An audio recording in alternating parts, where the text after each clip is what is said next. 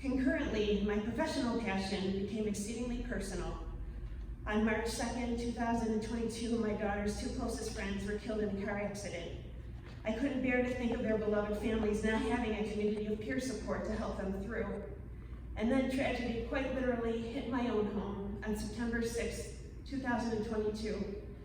My husband Tom and I got our kids off for their first day of school and what began as a completely normal day. I could hear him cheerfully sharing with a colleague what grades the kids were going into as I grabbed my work bag and flew out the door. By 1 p.m. that day, I would be ushered up my driveway to a whole new reality, one of a 50-year-old widow, and our children would come home from school to the news that their perfectly healthy and amazing father was gone. Tom suffered a fatal heart attack while doing a routine lunch hour workout.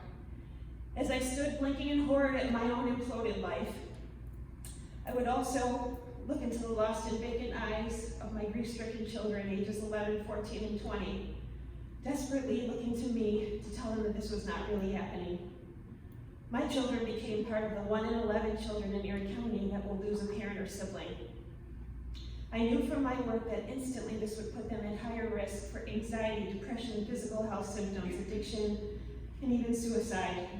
I knew the cumulative effects, adverse effects that could affect every aspect of their well-being from here on out.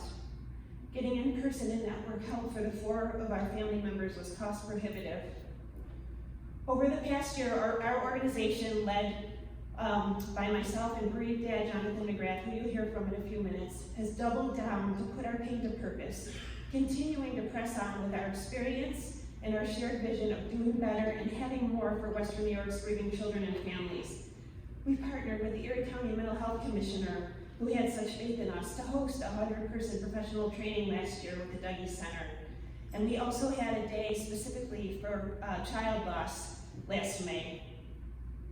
We continued as we did this to search for a champion who would understand why what we were doing was so important and invest in the mission of our ultimate compassion to bring peer support bereavement and grief support bereavement initiative and our grief literacy efforts to full throttle for Western New York. We founded an Assemblymember Monica Wallace. This grant she has secured for our nonprofit will ensure that children, young people, and their families can access high-quality bereavement support at no cost. It will help us widen the reach of our compassionate embrace and grief sensitivity education outreach to our region's schools and workplaces, and it will offer families suffering the anguish and isolation of grief some of the most precious gifts of humanity: to feel seen, understood, and connected